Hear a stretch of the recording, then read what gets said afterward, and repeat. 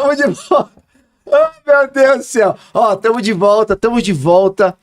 O último bloco do nosso programa de hoje aqui, vamos falar sobre um tema importantíssimo, que é o quê? Os desafios do tratamento do diabetes. Os desafios do tratamento do diabetes. Ó, ela é proprietária da clínica Cieno Endocrinologia, também está à frente do programa Emagreça com Cieno.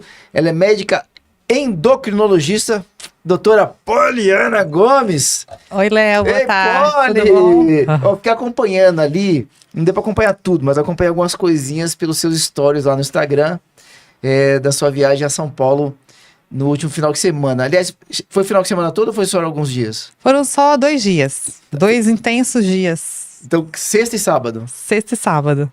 Foi bacana? Foi demais. Na verdade, esse foi o segundo congresso que eu participei, que ele foi lançado ano passado. E é um congresso da equipe lá do Hospital Albert Einstein, da nutrologia. E como o pilar de alimentação é um pilar super importante na abordagem, né, de doenças como diabetes, obesidade, para mim é muito enriquecedor porque é uma outra visão, né? Essa visão de quem atua mais diretamente na alimentação, que é muito importante. A gente vê o quanto que pode modificar no tratamento, né? E hoje falando sobre diabetes, o quanto que esse é um pilar fundamental no tratamento da doença e que às vezes é muito focado na doença, no medicamento, né? Então, quanto você pode intervir e tratar a doença com a alimentação, né? Então, isso é muito importante. Gostou? Valeu a pena esses 2 dias? Valeu a pena demais, bom demais. Eu ainda tô me recuperando, porque como foi intenso, é cansativo também. Porque aí o pilar sono fica um pouco prejudicado. Mas tô me recuperando. Que bacana. São Paulo, como é que tá? Aquela loucura? Deu nem tempo de ver São Paulo? Foi quase abrir a porta, entrar no hotel, entrar no congresso, voltar, foi muito rápido. Nem deu pra sentir muito, não. Tá. Nem a corridinha no Ibirapuera aconteceu? Dessa vez nem a corrida no Ibirapuera aconteceu, acredito. Puxa, vou ter que voltar. Tem uma desculpa boa pra voltar. Exatamente. Doutora, vamos lá então para os desafios no tratamento do diabetes. Sim. Que é um desafio, né? É um desafio porque o diabetes é uma doença silenciosa, né, Léo? Então esse é o maior desafio. Como que você gera uma consciência de algo que não vai bem quando você não sente nada? Então esse é o grande desafio. Então eu costumo comparar doenças que causam dor desde o início, né? A pessoa se movimenta mais rápido para o tratamento, porque dor incomoda muito, a pessoa não consegue esquecer, ela não deixa para depois, ela não vai adiando, ela vai lá e quer resolver, porque a dor é associada a algo grave e o que não causa dor é algo que não é tão grave assim, pode esperar.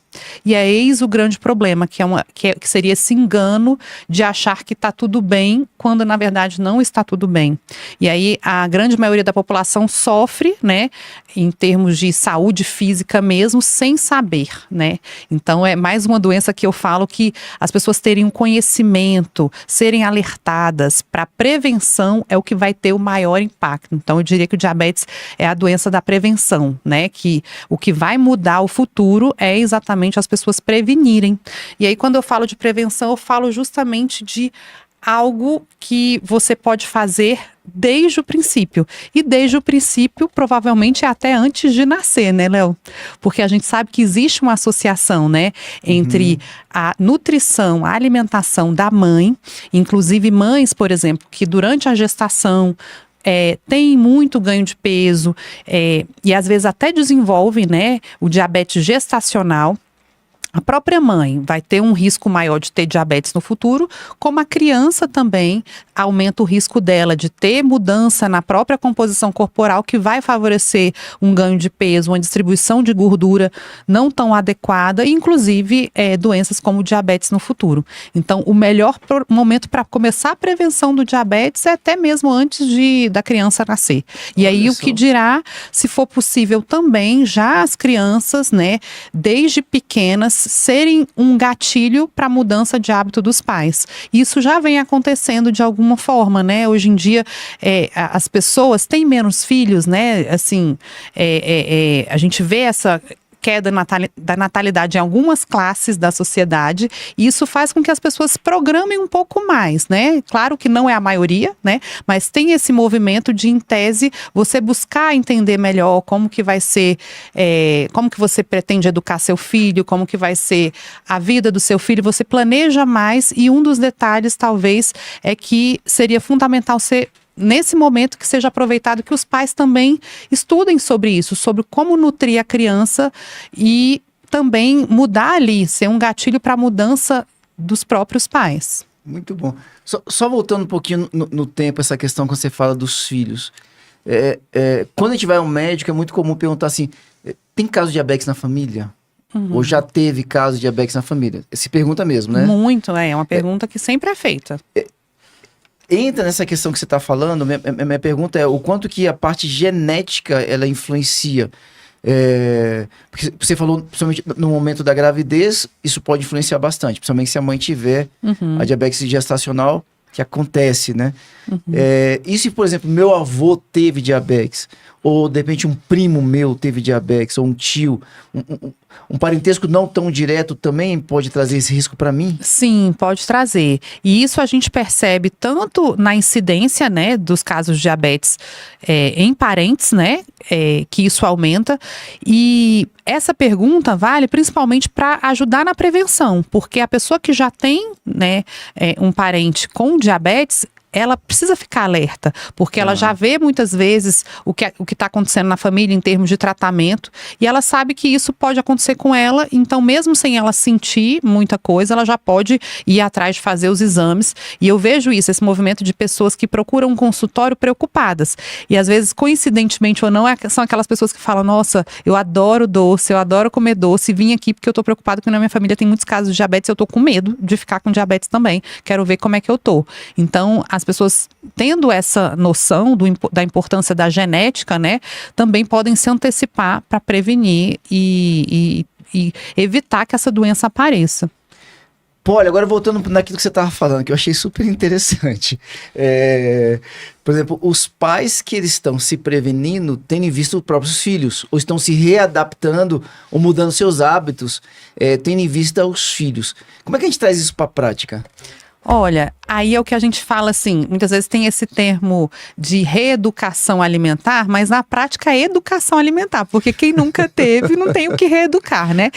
E aí, assim, a alimentação hoje, aí eu trabalho com a Adriana Bonadil, que é nutricionista, mais saudável é a mais natural, né? O grande desafio, e aí falando do tratamento do diabetes, que envolve mudanças nos hábitos alimentares, digamos, desviciar, né, esse paladar do doce e voltar para um paladar que aceita melhor o natural. E se não existe essa exposição, por exemplo, hoje muita gente sabe que o ideal é evitar dar qualquer alimento com açúcar para crianças abaixo de 2 anos. Então já tem esse movimento. Mas e depois? Vai liberar o doce? Como que vai ser? Porque quanto menos exposição que a criança tiver ao doce, em tese, menos costume ela vai ter de comer aquele doce, menos vai procurar o doce. Então, o ideal, assim, eu costumo falar que uma estratégia, por exemplo, eu costumava falar para minha filha, assim, eu brincava e falava assim, olha, isso aqui não é de criança, né? Não vou dizer que, às vezes a criança naquele momento não vai entender que é saudável, que não é. Ela entendia que ela não podia. Então, para ela, em tese, o que o pai e a mãe falam que não pode é algo que em tese é nocivo. Então, não pode todo dia. Então, se a criança tem pelo menos a consciência, não significa que ela não vai comer, mas ela tem que ter a consciência de que quando ela vai comer, aquilo ali não é saudável, ou seja, não vai ser todo dia, tem que ter um limite. Então, de alguma forma, né, precisa ser explicado, a criança precisa compreender desde o princípio que, entendendo que o pai e a mãe querem o melhor para ela, quando eu for oferecer um alimento que não é tão saudável, ela precisa de alguma forma entender isso, precisa sinalizar, porque se você não fala nada, simplesmente chega em casa com potes de iogurte com açúcar, sorvete, coloca na geladeira, coloca para ela e dá. A criança entende, meu pai, minha mãe, que querem o melhor para mim, estão me dando algo, com certeza isso daqui faz bem. Então ela não consegue compreender desde o princípio e às vezes não tem essa noção de limites. E aí ela vai pelo prazer mesmo. Então talvez se desde o princípio for sinalizado para a criança que aquilo ali é algo que ela pode comer ali sem culpa, mas em tese ela não vai ter todo dia, porque aquilo em excesso vai fazer mal para ela. Então, é importante isso. Não é que você não possa dar, mas é o que eu falo para as pessoas. Não é que você não pode comer, mas você tem que comer sabendo, com consciência, sem se enganar e dizer que tá tudo bem. Porque quando você tem consciência, você tende a controlar mais, né? A quantidade, a frequência do que você está fazendo. Muito bem. No caso das pessoas que já estão com diabetes, doutora, a gente entra na parte agora do tratamento. Sim. O quão desafiador que é isso? É algo que tem cura, não tem cura? Sim.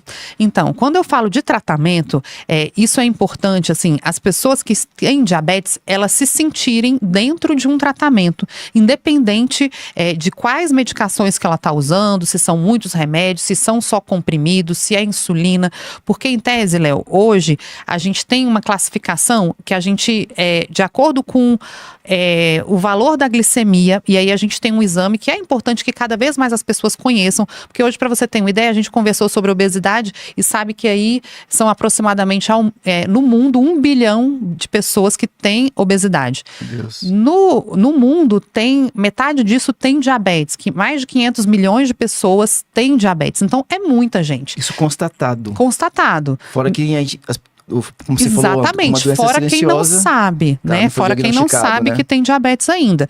Então é importante que a população toda se familiarize com os exames que o paciente com diabetes faz durante o tratamento. Então, por exemplo, a maioria das pessoas sabe que você tem que medir a glicose. E aí eu adianto mais, assim, até para ser em caráter informativo, que existe um exame que dá uma ideia do retrospectivo, do que foi os últimos 3 meses no tratamento dessa pessoa com diabetes. E esse exame chama hemoglobina glicada. Então depois eu vou te perguntar, Léo, depois do tempo todo, eu vou sempre te perguntar, você lembra da hemoglobina glicada? Por quê? Porque é um exame que tem pacientes que têm diabetes e não sabe ao certo. Por exemplo, ele vai para uma consulta para o tratamento do diabetes, o médico, de repente, olha o exame para ele ou fala que está tudo bem ou que não está tudo bem. E ele não entende direito o que cada exame representa. E quanto mais informação o paciente tiver, mais consciência ele vai ter do tratamento dele, mais ele vai perceber que ele está sendo tratado e ele também vai cooperar nesse tratamento. Não é uma coisa que o médico diz só e ele não sabe de nada. Ele não tem noção do que está acontecendo, ele já tem.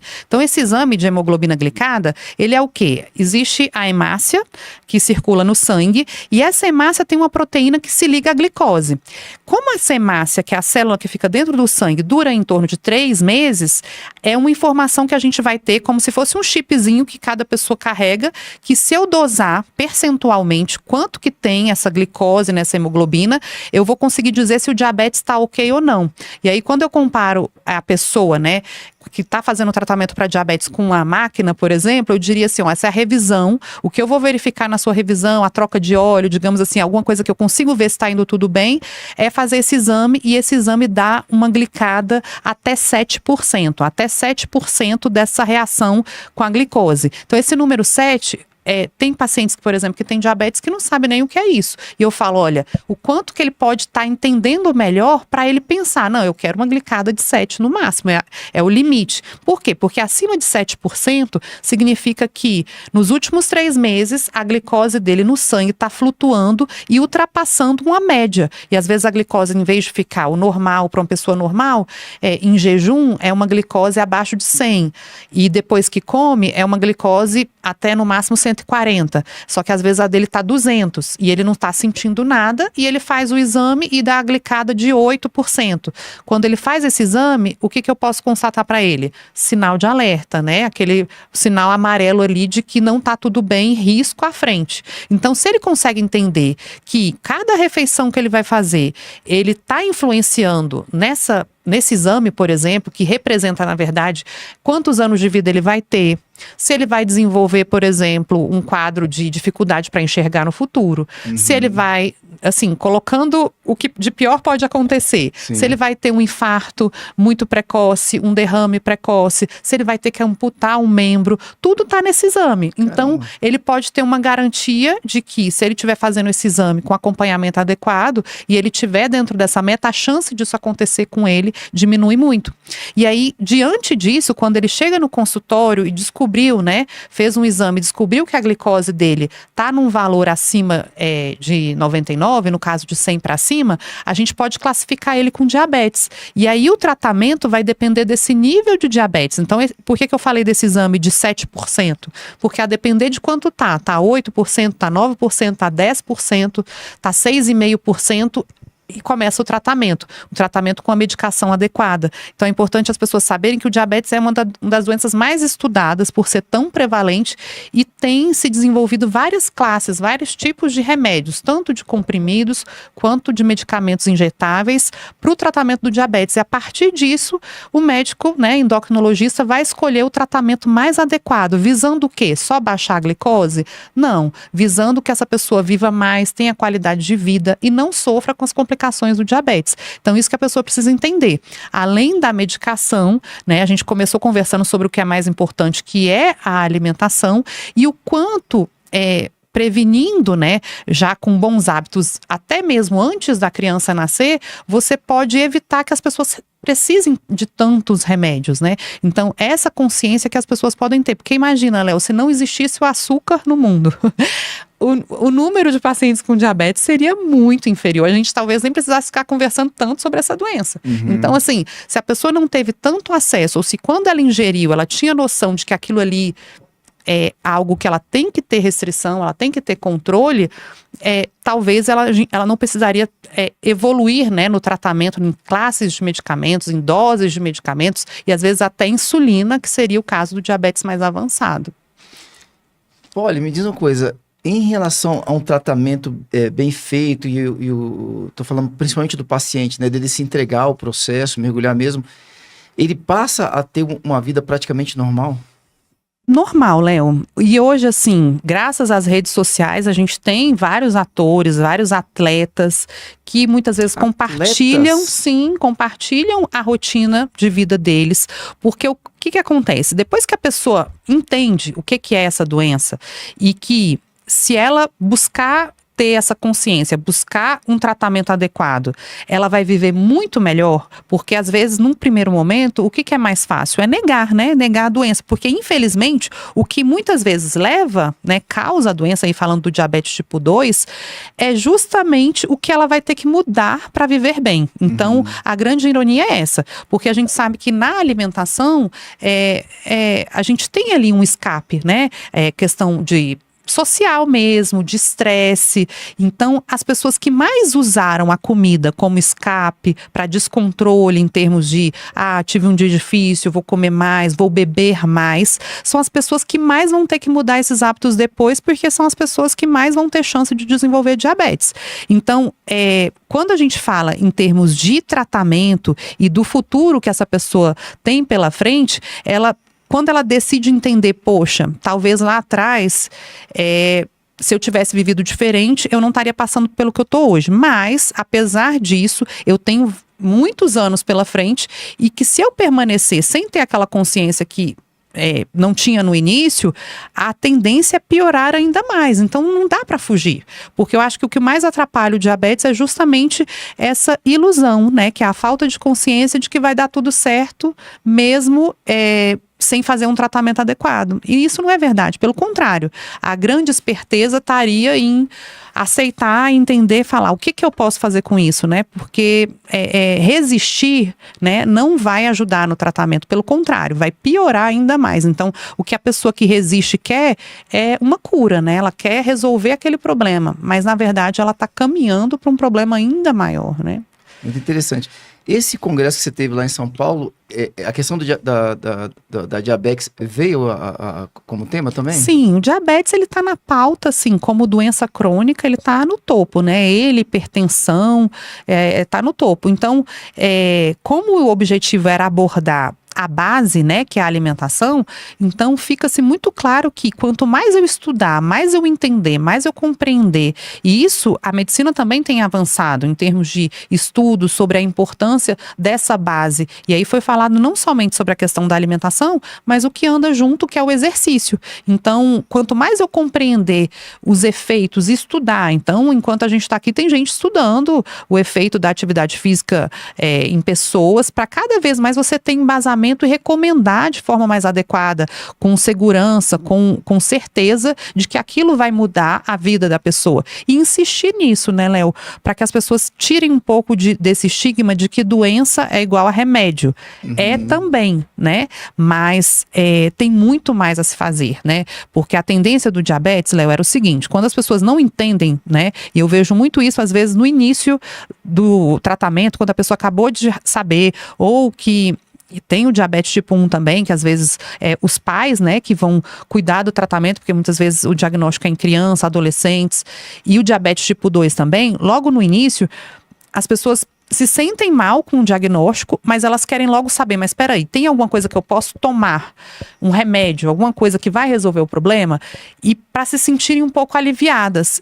O problema disso é que, às vezes, a tendência, se ela não for bem orientada, essas pessoas que têm diabetes desde o início, elas vão imaginar que está tudo bem comer e depois tomar o remédio. E não é verdade, não é a mesma coisa. Infelizmente, o diabetes é uma doença silenciosa em que o açúcar no sangue ele tem uma velocidade muito mais rápida do que qualquer remédio. Então, é igual você imaginar assim, você está ali com um leite para ferver e você... É muito rápido, você tem que apagar o fogo antes dele derramar. E quando você come e depois toma o remédio, aquele remédio ele não vai ser eficaz para combater totalmente o efeito do que você comeu, principalmente em termos de carboidrato. Então, a ideia é as pessoas entenderem isso, que o remédio ele não resolve tudo, pelo contrário. A pessoa que tratou bem a base, ela vai ter um efeito melhor da medicação, porque o remédio ele vai entrar como um aditivo ali no tratamento, né? Agora, quando a pessoa, às vezes, não entende isso, por exemplo, o diabetes tipo 1, que é a insulina, né, que é o tratamento. Aí a pessoa acaba comendo mais porque ela entendeu que se ela aplicar mais insulina, a glicose no final das contas vai ficar baixa. Mas antes dessa glicose baixar, já teve pico, porque quando ela come até essa insulina agir, a insulina ela não é tão rápida quanto o açúcar, então ela sempre perde a corrida. Então a ideia é as pessoas entenderem isso. Olha, eu posso até aumentar a medicação se você estiver comendo mais, mas isso vai ter efeitos ruins. Ou a pessoa vai engordar, ou a pessoa vai ter os riscos desses picos da glicemia causarem problemas no futuro. Então, quando as pessoas sabem disso, se elas tiverem essa orientação desde o princípio, elas conseguem refletir melhor. E não, às vezes, por não terem sido bem esclarecidas, ela fez na cabeça dela, mentalmente buscando aquela salvação para a doença dela, ela pensa, mas eu acho que se eu tomar talvez o dobro da dose do remédio, eu posso comer um pouco mais. E aí, se ela não for bem alertada, ela vive assim anos até ela entender que ela não podia ter feito isso, que não era a mesma coisa. Então, isso é importante as pessoas entenderem. Olha só. Já teve um amigo meu que ele me falou, não, que eu sou diabético, que fala, né? Isso. Eu sou diabético. Eu falei, poxa, cara. Ele falou, não, mas eu tenho uma vida normal. Eu saio, tomo minha cerveja, como minha batata frita. Depois aplica a insulina. Ele falou exatamente isso. Ele falou, eu uso a insulina, então não tem problema nenhum. Sim, então. E às vezes, quem é o médico que está tratando ele não tem ideia que ele pensa assim. Porque às vezes, para quem é o profissional de saúde, é tão óbvio que não pode fazer isso, que ele esquece de falar para o paciente. Só que o paciente, ele quer uma maneira dele continuar levando a vida dele como antes. E aí, ele acaba desenvolvendo um pensamento sem essa consciência e ele mesmo vai ser o principal prejudicado, né? Eita, nós. Muito bom, doutora Poliana Gomes. Vamos conectar as pessoas a você? Sim. Acho que as pessoas têm muitas dúvidas, porque também o diabetes tem um lado, né, que parece que todo mundo já entendeu. Eu acho que não, né? Não. Por um lado, diabetes, todo mundo já ouviu falar alguma vez de diabetes. A gente não sabe das complicações direito, a gente não entende como é que funciona o tratamento. Muitas vezes a gente não entende o tamanho da restrição que é no momento que você se torna diabético. E, então vale a pena esse bate-papo aqui é super importante. E se as pessoas também tiverem qualquer dúvida, irem até você, né, doutora? Sim. Fazer os devidos exames. Você recomenda que o exame, por exemplo, diabetes, entre naquilo que é o regular dos exames de uma pessoa? Sim, já a glicemia, ela faz parte de todo o check-up, né? Então, pelo menos, uma vez ao ano, a pessoa é importante, né? Claro que dependendo da faixa etária, às vezes até mais de uma vez ao ano, é importante fazer o exame da glicemia para checar. A partir de que idade que seria bom isso daí? Ah, não, aí já desde a infância, né? A partir dos 12, 13 anos já tem que fazer. Mas 2 vezes por ano, a partir de que idade? Aí depende, né? Se a pessoa tem histórico de diabetes na família, principalmente aí a partir dos 30 anos, já é importante. E esse check-up, geralmente, ele é feito por todos os médicos, né? É um exame básico que é a glicemia.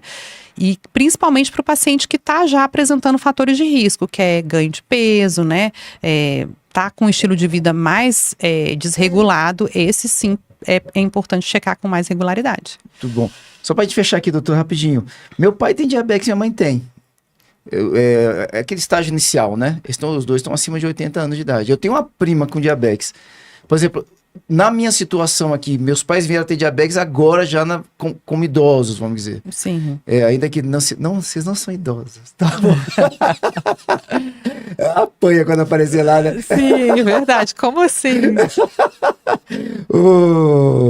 No caso, por exemplo, eu tô falando porque muita gente pode ter essa situação, não, meus pais se tornaram diabéticos depois, eu já tinha nascido e tudo mais.